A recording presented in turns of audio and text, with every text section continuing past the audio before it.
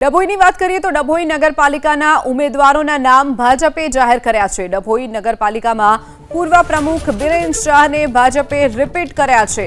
તો ડભોઈમાં ward number 7માં 3 ઉમેદવારોને ભાજપે રિપીટ કર્યા છે। પૂર્વ કારોબારી ચેરમેન તેજલબેન સોનીને ભાજપે રિપીટ કર્યા છે। ડભોઈ નગરપાલિકામાં ભાજપે 10 જેટલા ઉમેદવારોને રિપીટ કર્યા છે। તો ડભોઈ નગરપાલિકામાં ભાજપે 26 નવા ચહેરાઓને તક આપી છે। પૂર્વ ઉપપ્રમુખ મનોજભાઈ પટેલની ટિકિટ કપાઈ છે। તો ભાજપે જે નામની જાહેરાત કરી છે તેમાં મોટાભાગના જે નેતાઓ હતા તેમને રિપીટ કરવાનો પણ ભાજપે નિર્ણય કર્યો છે, ત્યારે 26 નવા ચહેરાઓને પણ ભાજપે સ્થાન આપ્યું છે। ઉમેદવારોના નામ ભાજપે ડભોઈ નગરપાલિકાના જાહેર કર્યા છે। ડભોઈ નગરપાલિકામાં પૂર્વ પ્રમુખ બિરેન શાહને ભાજપે રિપીટ કર્યા છે।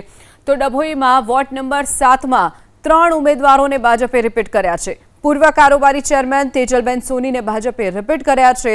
ડભોઈ નગરપાલિકામાં ભાજપે 10 જેટલા ઉમેદવારોને રિપીટ કરવાનો નિર્ણય કર્યો છે। આ સાથે જ ડભોઈ નગરપાલિકામાં ભાજપે 26 એવા નવા ચહેરા છે જેને તક આપી છે। તો પૂર્વ ઉપપ્રમુખ મનોજભાઈ પટેલની ટિકિટ કપાઈ છે।